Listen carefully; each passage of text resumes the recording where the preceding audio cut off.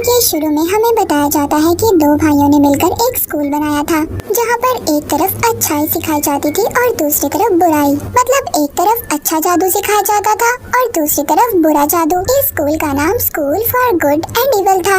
अब ये स्कूल जिन दो भाइयों का था वो आपस में अपने जादू से लड़ रहे थे, मगर यहाँ पर सिर्फ वो अपने जादू की प्रैक्टिस कर रहे थे। बाद में पता चलता है कि जो बुरे वाला भाई था, जिसके पास बुरा जादू था, वो असलियत में अपने अच्छे वाले भाई को नुकसान पहुंचाता है। ये वो जादू इस्तेमाल करता है जो नहीं करना चाहिए था। इसके पास खास किस्म का खून का जादू था, जिसका इस्तेमाल करके ये अपने भाई को बहुत नुकसान पहुंचाता है और इसी लड़ाई में अच्छे वाला भाई बुरे भाई को ऊंचाई से नीचे गिरा देता है। अब इसके बाद हमें 2 साल बाद का वक्त दिखाया जाता है, जहां इंसानी दुनिया में सोफी नाम की लड़की अपने डैड और सौतेली माँ के साथ रहती थी। सोफी बहुत ज्यादा खूबसूरत थी। वो परियों की दुनिया में जाना चाहती थी, जहां जाकर वो प्रिंसेस बनना चाहती थी। उधर ही एक और लड़की रहती थी जो सोफी की बहुत अच्छी दोस्त थी, मगर ये बिल्कुल प्यारी नहीं थी। इसके बाल चुड़ैलों जैसे थे, इसीलिए शहर के सब लोग इसको चुड़ैल बुलाते थे। अब ये दोनों बिल्कुल अलग थी, मगर फिर भी इनकी दोस्ती बहुत गहरी थी। अब वो दोनों स्कूल जाती हैं, फिर वो किताबों वाली दुकान पर जाती हैं, जहाँ पर सोफी परियों और प्रिंसेस वाली किताब लेती है, जबकि उसकी दोस्त भूतों और चुड़ैलों वाली किताब लेती है। अब यहीं पर दुकानदार उसको उसी जादुई स्कूल की किताब देती है, जिसे देखकर सोफी उससे पूछती है कि ये स्कूल कहाँ पर है। वो दुकानदार कहती है, मैं नहीं जानती, शायद इस बारे में किसी को भी नहीं पता। ये या तो इसी दुनिया में होगा या फिर कहीं और सारी कहानियाँ भी इसी स्कूल से शुरू हुई थी, जो हम अक्सर किताबों में पढ़ते हैं,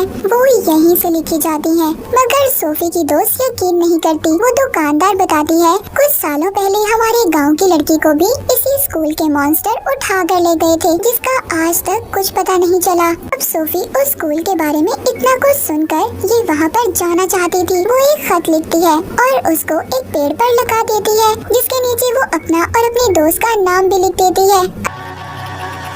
अब ये इस बारे में अपनी दोस्त को भी बताती है, मगर सोफी की दोस्त उसको मना कर देती है। कहती है, सोफी तुम उधर जाकर क्या करोगी? मगर सोफी तो न जाने क्या सोच रही थी, वो उधर जाना चाहती थी। उसी दिन रात को सोफी उसी जगह पर आती है जहाँ पर उसने खत लिखकर लगाया था। उसका पीछा करते हुए उसकी दोस्त भी आ जाती है, मगर तभी उधर बहुत बड़ा मॉन्स्टर आकर सोफी को पकड़कर साथ ले जाता है। सोफी की दोस्त भी उसका पीछा कर रही थी, मगर तभी उधर बहुत बड़ा बाज आकर दोनों को पकड़कर ले जाता है। अब वो बाज सोफी को तो बुराई के स्कूल में और उसकी दोस्त को अच्छाई के स्कूल में छोड़ देता है। सोफी वहाँ के वुल्फ गार्ड से कहती है, मैं गलती से यहाँ पर आ गई हूँ और मुझे तो अच्छाई वाले स्कूल में जाना चाहिए था, मैं इतनी प्यारी भी हूँ। अब वो अंदर जाकर एक लेडी से शिकायत करती है, जो यहाँ की प्रिंसिपल थी। वो बताती है, हमारे बाज से कभी कोई गलती नहीं होती, जो जिस इंसान की जगह होती है उसको वहीं पर छोड़ता है। उधर सोफी की दोस्त अच्छाई वाले स्कूल में थी,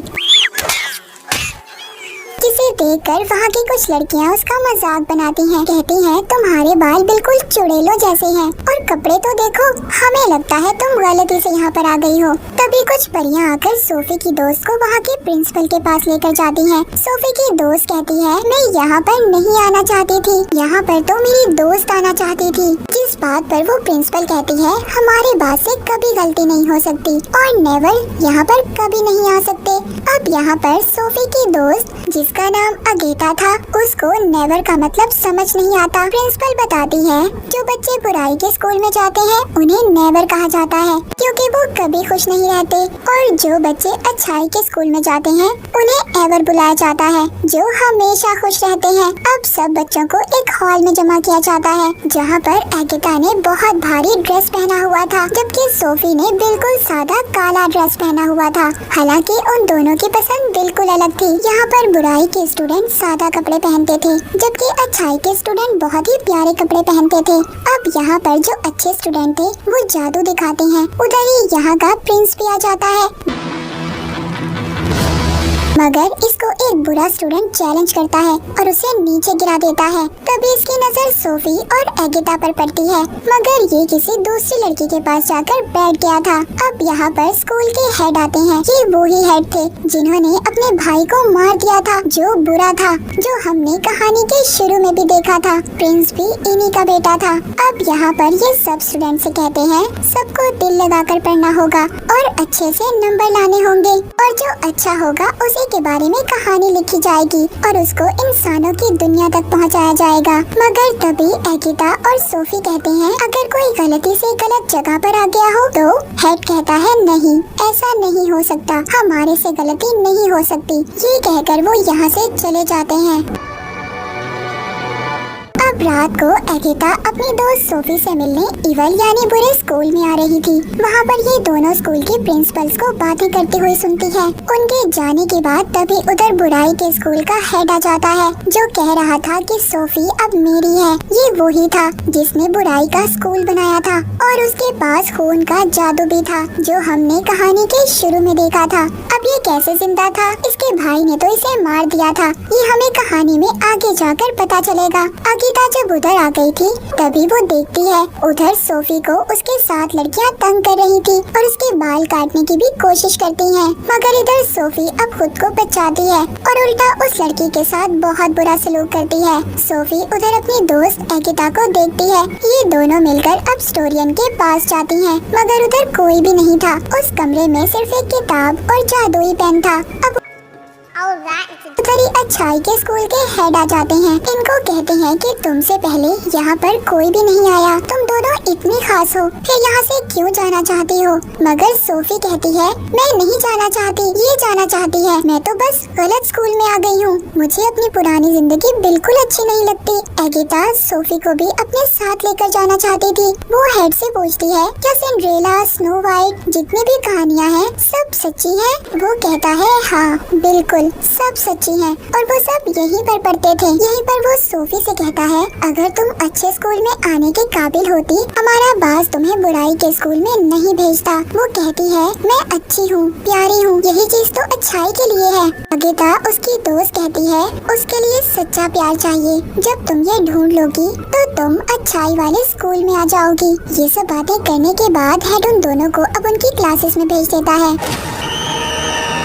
अब अगिता जब अपनी क्लास में थी तभी उसको लड़कियां कहती हैं अगर तुम टेस्ट में 3 बार फेल हो गई तो तुम्हें स्कूल से निकाल दिया जाएगा। वो खुश होकर कहती है क्या वाकई? वो कहती है निकालने का मतलब तुम्हें कोई मॉन्स्टर बना दिया जाएगा। जब टीचर आकर उसकी स्माइल हंसी का टेस्ट लेती है तो वो फेल हो जाती है। उधर सोफी का बदसूरती का टेस्ट हो रहा था जिसमें वो भी फेल हो जाती है। जब ये दोनों हॉल में मिलती हैं तो अगिता सोफी को राजा के बारे में बताती है, मगर उसका दिल तो यहाँ के प्रिंस पर आ गया था जो हेड का बेटा था। सोफी अपनी दोस्त को एक खत देती है और कहती है ये मेरी तरफ से प्रिंस को दे देना। अब जब अगिता जंगल की क्लास के लिए जा रही थी तो उधर ये सोफी का खत प्रिंस को देकर चली जाती है। अब जंगल की क्लास में उनका टीचर उनको बहुत ही खूबसूरत फूल दिखाता है जो असल में बहुत खतरनाक थे।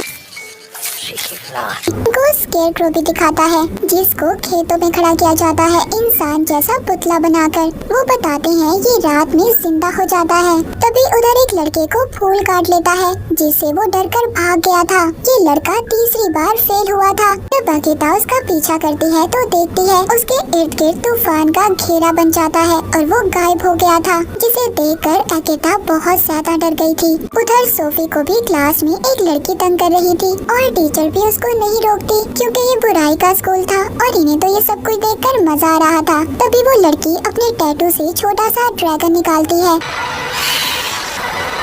जो सोफी पर हमला कर देता है, उसे तंग करता है, उसे मारने की कोशिश करता है। सोफी कुछ नहीं कर पाती, बस अपनी जान बचाकर इधर उधर भाग रही थी। तभी वहाँ पर बहुत सारी मधुमक्खियाँ आ जाती हैं जो उस ड्रैगन को चिपक गई थी, जिस वजह से अब उस लड़की का दम भी घुटने लगता है जिसने ड्रैगन को सोफी के पीछे भेजा था। तभी सोफी उसको मना करती है। अब जो मक्खियाँ थी वो कोई और नहीं बल्कि बुराई का हेड था जिसके पास खून वाला जादू भी था। सोफी को प्रिंसिपल जल्दी इसे यहाँ से ले जाती है। वो पूछती है ये कौन था। वो अब हेड के बारे में बताती है, साथ ही ये भी कहती है कि तुम बहुत ताकतवर हो। पर सोफी कहती है मुझे ताकतवर नहीं बनना, मैं तो बस अच्छे स्कूल में जाना चाहती हूँ, मुझे तो बस अच्छे स्कूल में जाना है। जिसके बाद दूसरी तरफ हम अच्छाई की प्रिंसिपल को देखते हैं, जो सब स्टूडेंट को ये कह रही थी कि अच्छाई हमेशा बचाती है। तभी अकिता उस लड़के के बारे में पूछती है जो जंगल से गायब हो गया था। वो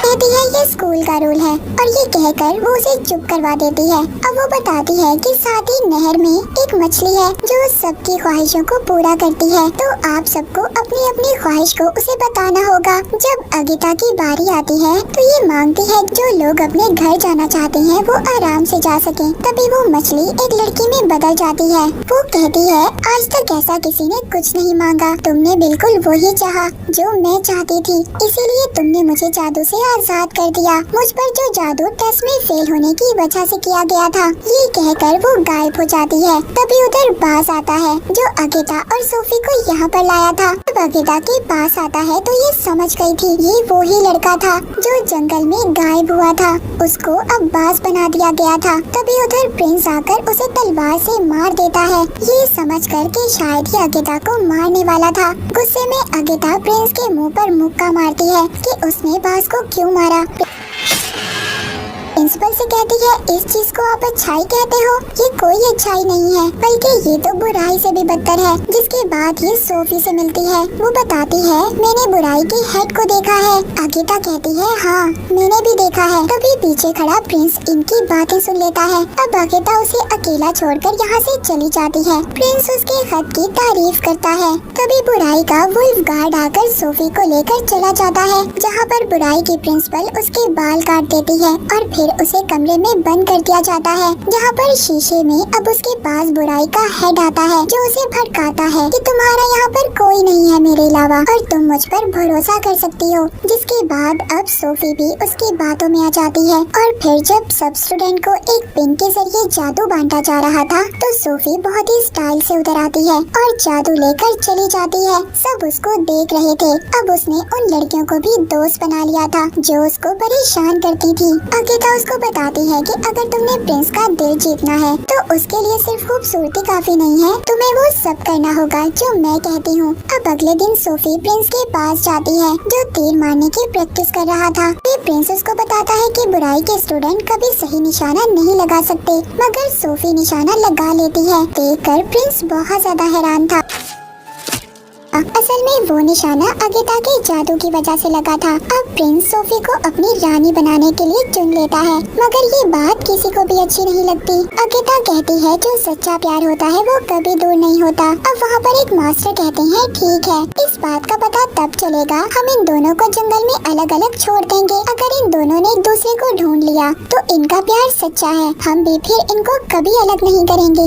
अब रात को इनको जंगल में छोड़ दिया जाता है, लेकिन सोफी को उस जंगल के बारे में कुछ भी नहीं पता था। वो उन्हीं खूबसूरत फूलों के पास चली जाती है जो उसे काटने लगते हैं। उसके डर से वो अब स्केरक्रो के पास पहुंच जाती है। रात को जिंदा हो जाता था, वो डर के मारे चिल्ला रही थी। तभी उधर अगिता अपने जादू से कबूतर बनकर अपनी दोस्त की मदद करने आ गई थी। तभी उधर उन्हें प्रिंस की आवाज आती है। अब अगिता खुद छुप जाती है और सोफी को उसके पास भेजती है, मगर उस स्केरक्रो की वजह से प्रिंस की जादुई तलवार नीचे गिर गई थी। स्केरक्रो उसे बहुत ज्यादा मार रहा था। अगिता सोफी को इशारा करती है कि तलवार उठाओ, प्रिंस को दो, मगर वो डर की वजह से कुछ नहीं करती। अब जब प्रिंस मरने वाला था, अगिता खुद आ जाती है और उसकी तलवार उठाकर उसे दे देती है, जो स्केरक्रो को मार देता है।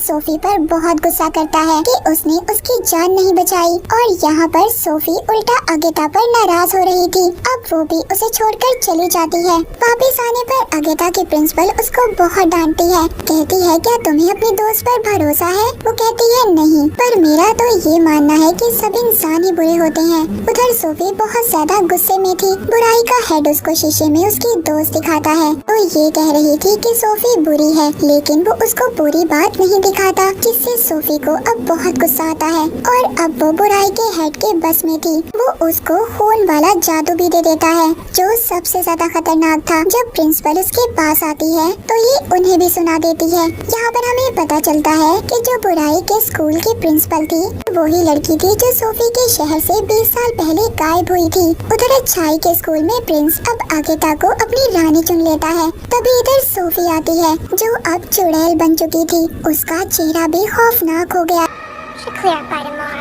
था। सब उस खून वाले जादू की वजह से था और कहती है तुम्हारी रानी तो मैं ही बनूंगी। ये कहकर चली जाती है। तभी उधर ये देखते हैं कि सोफी ने अपने जादू से आगे सभी गार्ड टीचर्स को छोटे छोटे खिलौनों में बदल दिया था। अब ये देखकर प्रिंस बुराई के स्कूल पर हमला करने चला जाता है, मगर उधर इसके जादू और हमले को सोफी रोक लेती है और उन पर उल्टा हमला कर देती है। अब यहाँ पर जो बुराई के स्टूडेंट थे वो खूबसूरत होने लगे थे और अच्छाई के स्टूडेंट में बदल रहे थे, जबकि अच्छाई वाले बुराई में बदल रहे थे और बदसूरत हो जाते हैं। अब यहाँ पर सबके दरमियान में लड़ाई होना शुरू हो जाती है। आगेता सोफी के पास जाती है, उसे रोकती है, कहती है प्लीज ये सब रोको, ऐसा मत करो। तभी सोफी उधर कमरे में जाती है जहाँ पर जादुई किताब और पेन था। ये यहाँ पर अच्छाई के हेड को मारने आई थी, पर तभी ये देखती है जो अच्छाई का हेड था वो बुराई के हेड में बदल जाता है, जिसने इसे जादू दिया था। अब वो बुराई का हेड कहता है मैं तो शुरू से ही जिंदा था, मैं ऊंचाई से गिरा तो मैंने वापस आकर अपने भाई को मार दिया था और उसकी जगह ले ली थी,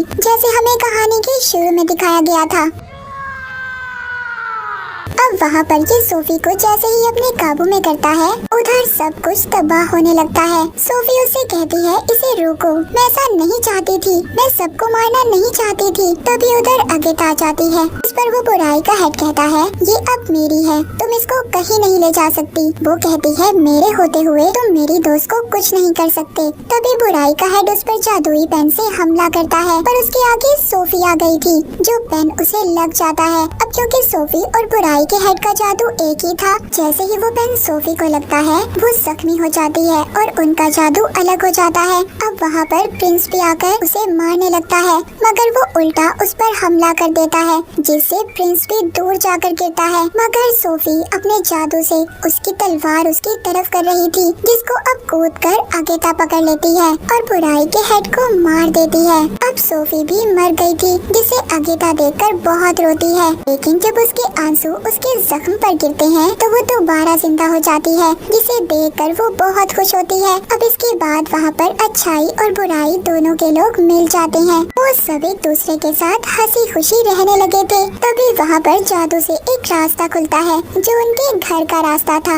आगेता कहती है कि तुम सोफी प्रिंस के पास रुको, मैं घर जा रही हूँ, मगर वो कहती है नहीं, हम दोनों इकट्ठे जाएंगे। अब ये दोनों वापिस से अपनी दुनिया में आ गई थी और दोबारा से पुराने जैसी जिंदगी जीने लगती हैं, मगर अब इनके पास जादू था। एक दिन प्रिंस का तीर इंसानी दुनिया में आकर एक पेड़ पर लगता है, जिससे आवाज आती है आगेता मुझे तुम्हारी जरूरत है। और इसी के साथ ये मूवी यहीं पर खत्म हो जाती है।